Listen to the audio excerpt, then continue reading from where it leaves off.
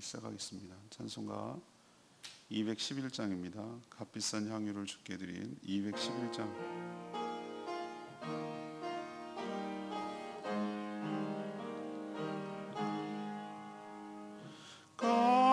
값비싼 향유를 주께 드린 막달라 마리아 본받아서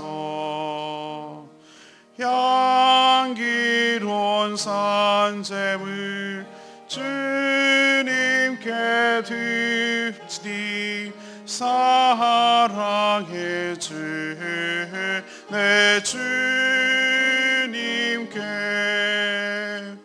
연약한 자에게 힘을 주고 어두운 세상에 빛을 비춰 성실과 인내로 내 영제 이끌리 사랑해 주 내 주님께 두려운 마음에 소망 주고 슬픔에 쌓인 자 위로하며 길 잃은 자들을 친절히 이끌리 사랑해 주 내 주님께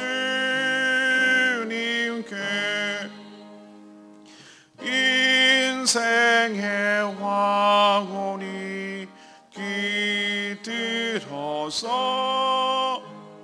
이 땅의 수고가 끝날 때에 주님을 섬기다 평안히 가리라 사랑해 주 내 주님께.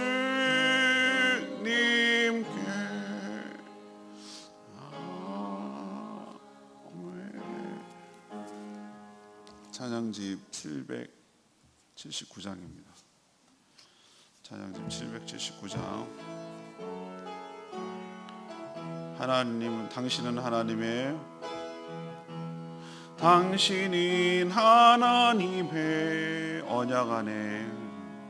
언약 안에 있는 축복의 통로. 당신을 통하여서 열방이 주께 돌아오게 되리. 당신은 하나님의 언약 안에 있는 축복의 통로. 당신을 통하여서 열방이 주께 예배하게 되리. 아멘. 하나님 말씀 잠언 11장 16절에서 31절까지 말씀 교독하겠습니다. 잠언 11장 16절에서 31절입니다. 오늘은 5월 21일 월요일 아침입니다. 5월 21일 잠언문 잠언 11장 16절에서 31절까지 말씀, 구약성경 922페이지입니다. 유덕한 여자는 존영을 얻고 금매는 남자는 재물을 얻느니라. 인자한 자는 자기의 영혼을 이롭게 하고 잔인한 자는 자기의 몸을 해롭게 하느니라. 악인의 싹은 허무하되 공의를 뿌린 자의 상은 확실하니라. 공의를 굳게 지키는 자는 생명에 이르고 악을 따르는 자는 생명에 이르니라. 마음이 굽은 자는 여호와께 미움을 받아도 행위가 온전한 자는 그의 기뻐하심을 받느니라. 악인은 피차 손을 잡을지라도 벌을 면하지 못할 것이나 의인의 자손은 구원을 얻으리라. 아름다운 여인이 삼가지 아니하는 것은 마치 돼지코의 금고리 같으니라. 의인의 소원은 오직 선하나 악인의 소망은 진노를 이루느니라. 터 구제하여도 더욱 부하게 되는 일이 있나니 과도히 아껴도 가난하게 될 뿐이니라. 구제를 좋아하는 자는 풍족하여질 것이요 남을 윤택하게 하는 자는 자기도 윤택하여지리라. 곡식을 내놓지 아니하는 자는 백성에게 저주를 받을 것이나 파는 자는 그의 머리에 복이 임하리라. 선을 간절히 구하는 자는 은총을 얻으려니와 악을 더듬어 찾는 자에게는 악이 임하리라. 자기의 재물을 의지하는 자는 패망하려니와 의인은 푸른 잎사귀 같아서 번성하리라. 자기 집을 해롭게 하는 자의 소득은 바람이라. 미련한 자는 마음이 지혜로운 자의 종이 되리라. 의인의 열매는 생명나무라. 지혜로운 자는 사람을 얻느니라. 보라, 의인이라도 이 세상에서 보응을 받겠거든 하물며 악인과 죄인이리요. 아멘. 하나님을 사랑하고 경외하는 사람은 이 땅을 살면서 그 역시 사랑과 공의를 실천하면서 살아갑니다. 그런 사람은 죽어서 천국 가는 것으로 보상을 받지 않고 이 땅에서도 여러 축복을 누리며 살게 된다고 합니다. 생명에 속한 여러 가지 복들이 주어지는 것이죠. 하지만 악인은 하나님을 부정하고 하나님을 의식하지도 않으니까 다른 것을 의지하다가 심판을 받아 멸망을 당한다고 말합니다. 오늘 질문은 공의와 사랑을 베풀고 살면 어떤 축복이 있습니까? 공의와 사랑은 하나님의 두 속성인데 하나님처럼 그렇게 살아가면 어떤 축복이 있느냐는 것이죠. 19절 말씀을 근거로 생명에 이르는 축복이 있습니다. 생명에 이릅니다. 우리의 삶은 심는 대로 거두죠. 행한 대로 당합니다. 그러나 그것이 전부가 아닙니다. 만약 행한 대로 받는다면 우리는 하나님의 자녀도 될 수 없고 천국도 갈 수 없는 죄인이죠. 행한 것 그 이상으로 받습니다. 그래서 하나님의 모든 축복은 우리에게 과분한 은혜인 줄로 압니다.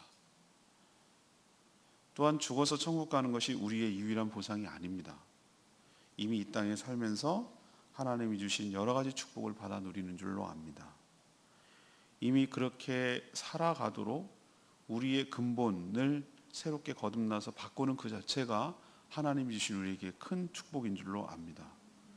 또한 진정으로 하나님의 자녀라면 하나님의 공의와 하나님의 사랑을 실천하며 살아가는 존재로 바뀝니다.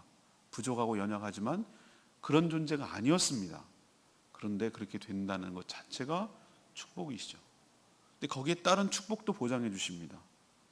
하나님께서 오늘 뭐라고 약속하시냐면 존영이라고 16절 유독한 자는 존영을 하는데 이 존영이라는 것은 존귀와 영광을 합친 말입니다.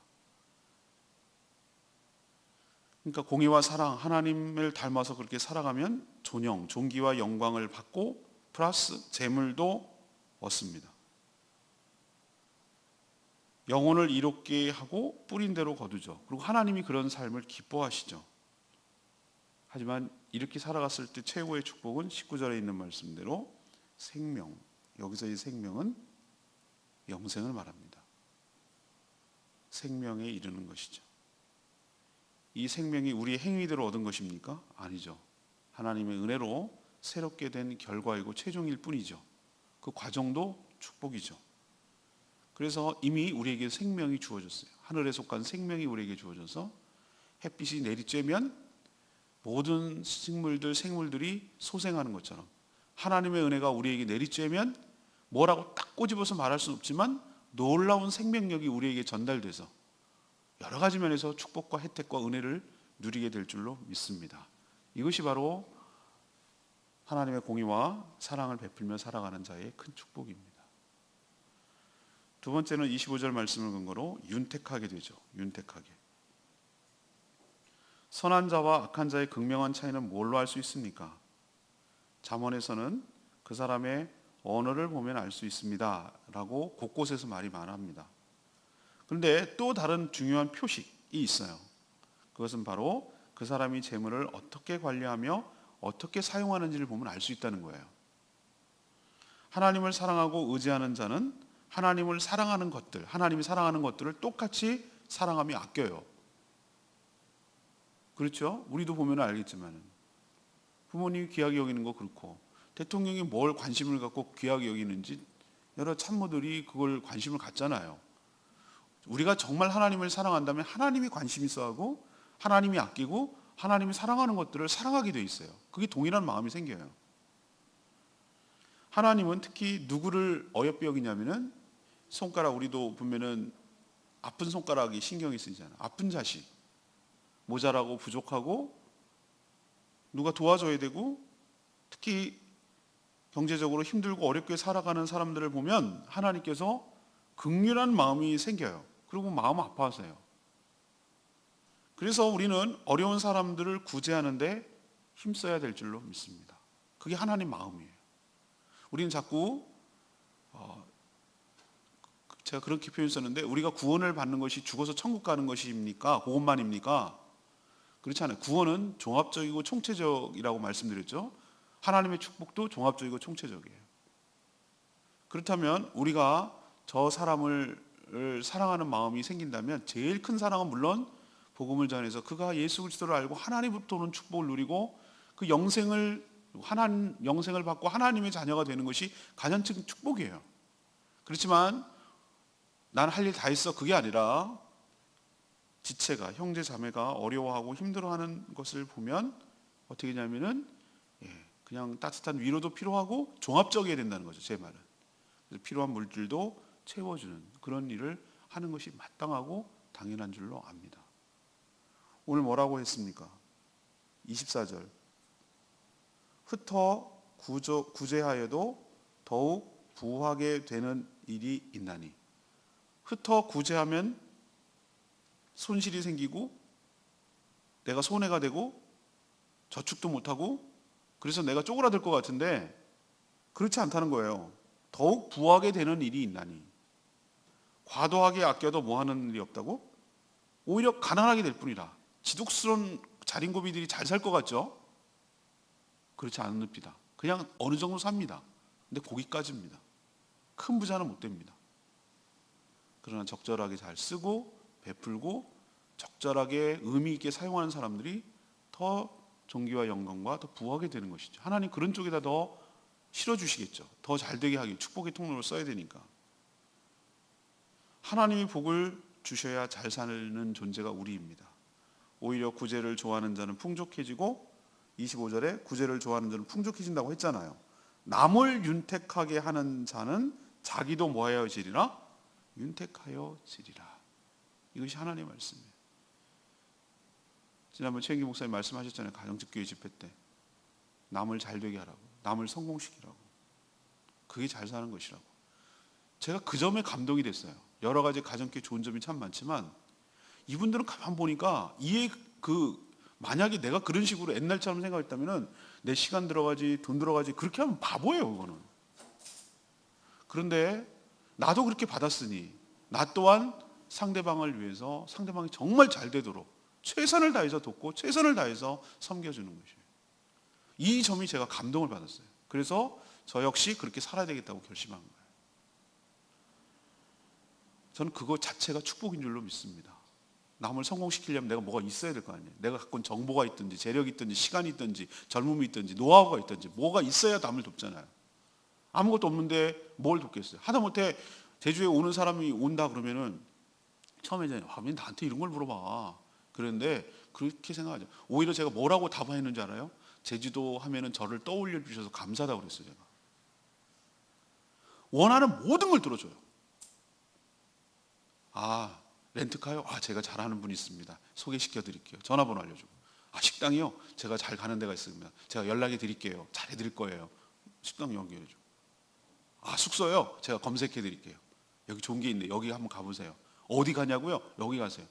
일정 짜달래. 일정. 처음에 내가 여행사야? 내가 이런 생각했는데 몇 명 오시는데요. 누가 오시는 일정 샘플을 한 10개 갖고 있어요. 그래가지고 다 줘요. 주고 다 알려줘요. 귀찮은데도. 근데 처음에는 그렇게 생각하다 아니야. 나한테 도움을 청하잖아 지금. 나를 필요로 한대잖아. 그럼 내가만 할 수 있는 거잖아. 이것은 내가 갖고 노하우를 얘기를 해주면 되는 거잖아. 그렇게 마음을 정하고 나니까 그렇게 마음이 편하고 기쁠 수가 없더라고요. 내가 누군가를 섬길 수 있다는 거, 이 자체가 축복이고 은혜인 줄로 믿습니다. 그렇게 사는 것이 정말 복된 거예요. 여기는 지금 물질만 얘기했지만 저는 모든 면에서 그렇다는 거예요. 남을 윤택하게 하면 내가 손해가 아니라 나 자신도 윤택하고 삶이 윤택하게 될 줄로 믿습니다. 이거는 인색한 사람은 절대 알 수도 없고 깨달을 수 없는 그 하늘의 비밀이에요. 이거는 알 수 없는 거예요. 그래서 사도행전에 주는 자가 복이, 받는 자보다 복이 있다는 말이 뭔지를 이제 조금 알 것 같아요. 받는 게 옛날에 너무 좋아했어요. 받는 거. 그렇지, 누가 선물 주고 누가 챙겨주고 그러면 좋잖아요. 근데 그것도 기분 좋지만, 나를 생각해 줬다는 건 좋지만, 내가 누군가에게 베풀고 누군가를 섬길 수 있는 것은 받는 기쁨과는 비교가 할 수가 없어요. 얼마나 기쁜지 몰라요. 그리고 그분이 내가 도움을 줘가지고 정말 행복하고 좋아하고 기뻐하면 그렇게 좋을 수가 없어요. 이건 어떻게 돈으로 따질 수가 없는 기쁨이에요. 홀로 편한 것이 아니라 불편하지만 더불어 함께 누리는 자가 저는 진정으로 행복한 자인 줄로 믿습니다. 삶이 풍요로워지고 삶이 윤택해지는 축복이 지혜롭고 공의롭게 살아가는 자에게 있게 될 줄로 믿습니다. 세 번째는 28절 말씀대로 번성하게 되는 축복이 있어요. 남에게 베풀고 나누고 섬기는 자는 넉넉해서 그럴까? 전 그렇지 않다고 생각해요. 마음이 있어야죠. 근데 아까도 말씀드렸지만 자기가 뭘 갖고 있는지를 알아야 될 거 아니에요.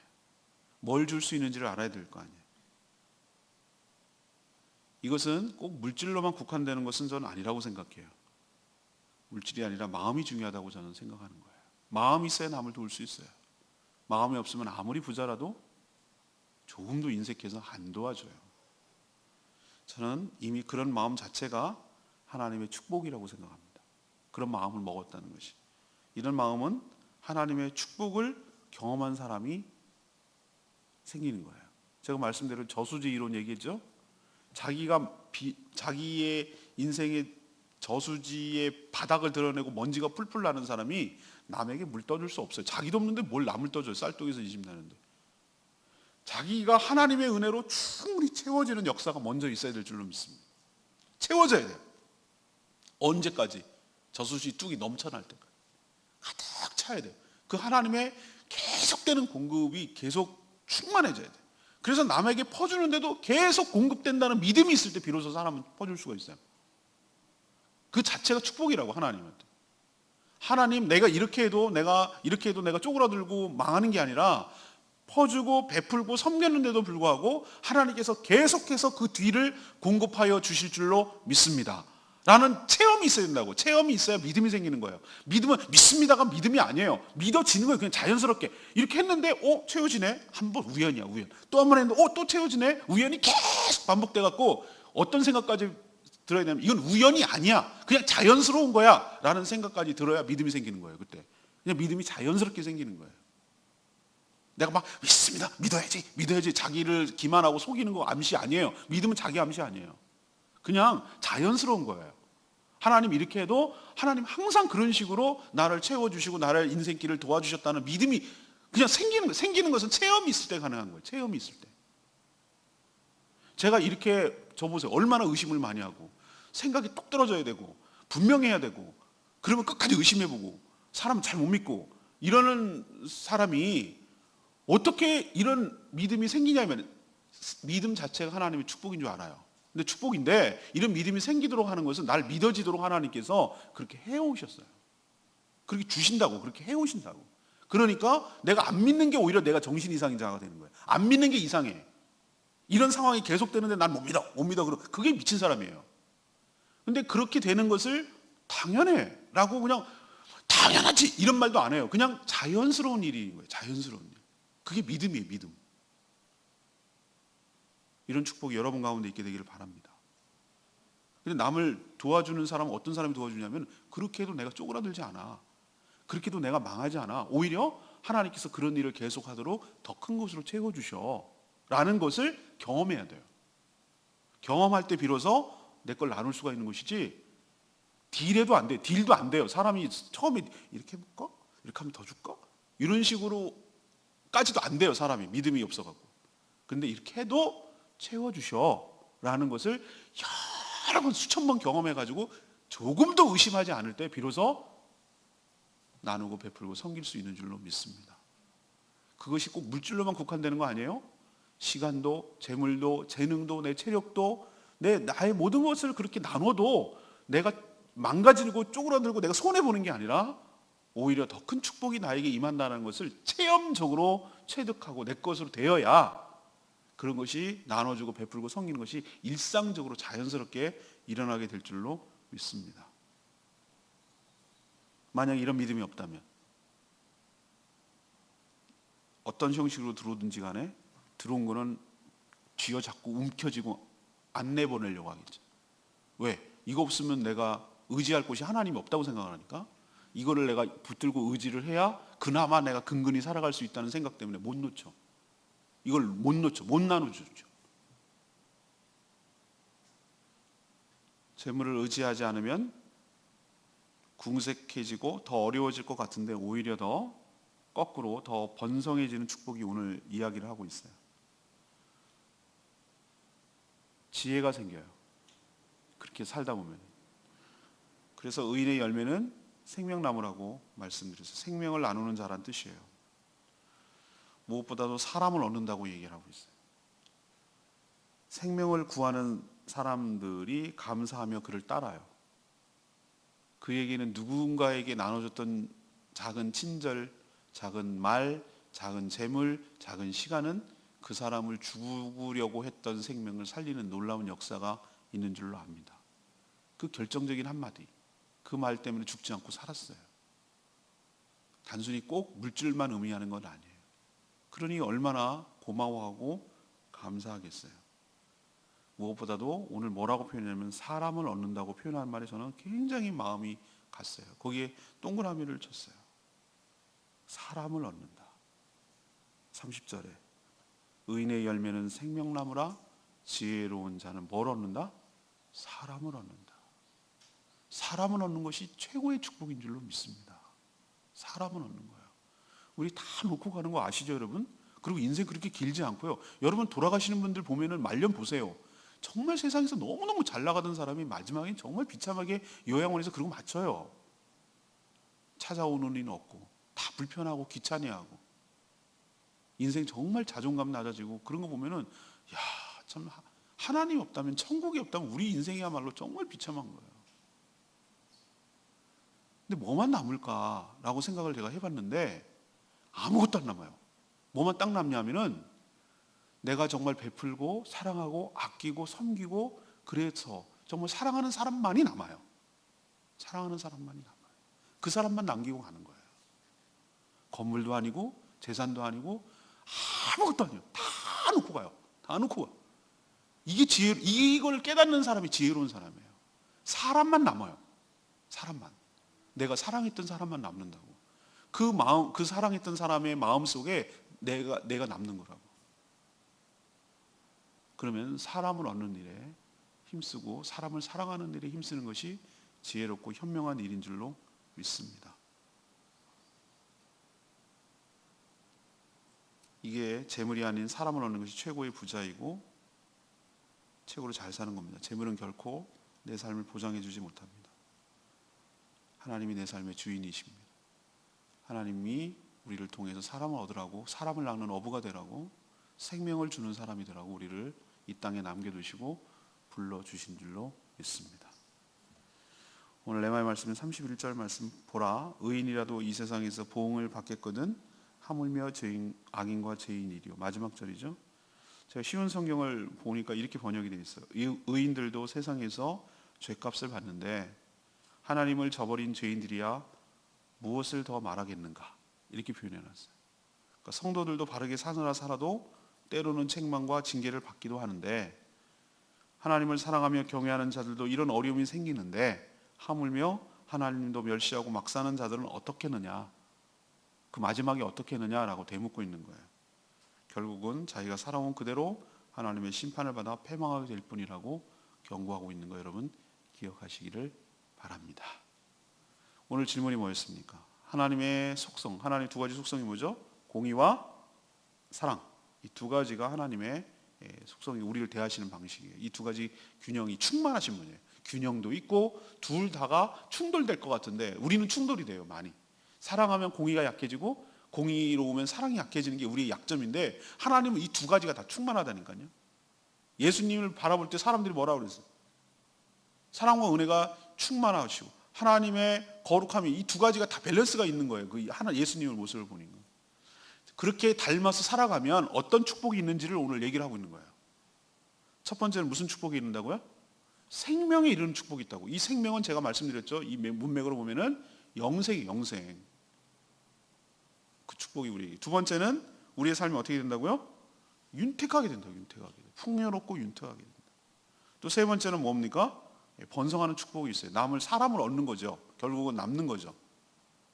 그러니까 여러분도 진짜 부유한 사람으로 살게 되기를 바라고 어디에다가 의미를 두고 가치를 두고 무엇 때문에 뭘 남기고 살아야 되는 것인지 여러분 잘 지혜를 높게 생각하셔서 의미 있게 살아가는 저와 여러분 되기를 소망합니다. 오늘 말씀 붙들고 우리 기도하기 전에 우리 아까 불렀던 찬양집 있죠. 779장 축복의 통로 이 찬양 부르겠습니다. 지금 10년간 쓴 CD가 고장이 났어요. 어저께 오늘 AS 해야 되지만 거의 사망 선고 같아요. 그동안 잘 썼는데 기계는 이래요. 오늘 잘 고쳐지도록 기도해 주세요. 이번 주일날 지장 없어야 됩니다. 779장입니다. 당신은 하나님의 언약 안에 당신은 하나님의 언약 안에 있는 축복의 통로 당신을 통하여서 열방이 주께 돌아오게 되리. 당신은 하나님의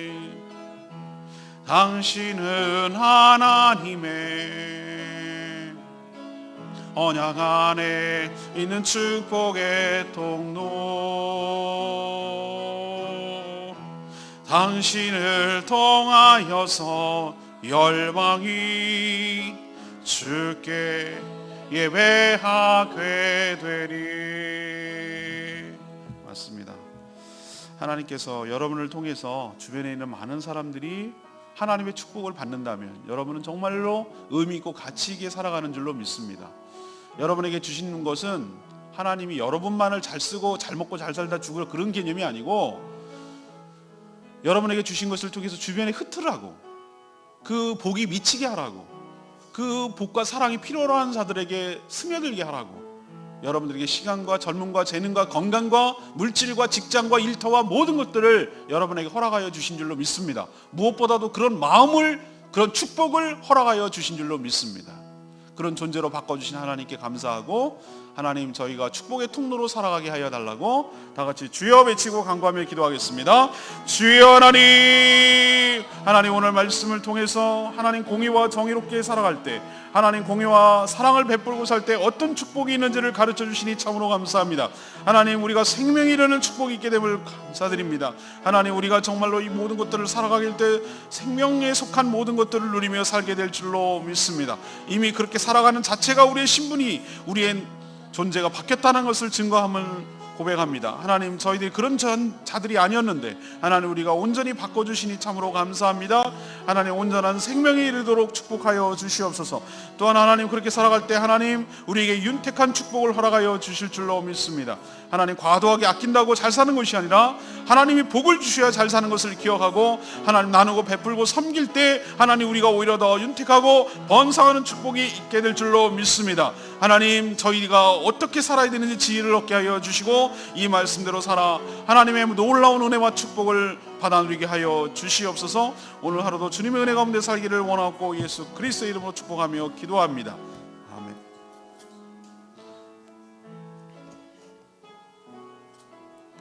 아멘. 하나님께서 저희들에게 베풀어 주신 은혜를 생각하면 우리가 행한 것이나 우리의 존재보다 더 과분한 은혜일 줄로 압니다. 우리의 행위가 아닌 우리의 마음을 보시되 행한 것보다 그 이상으로 풍성한 은혜와 축복을 주신 줄로 믿습니다. 무엇보다도 하나님의 자녀로 삼아주시고 영생을 보장해 주시며 이미 이 땅을 사는 동안에도 생명에 속한 모든 것들을 누리게 하심에 감사를 드립니다.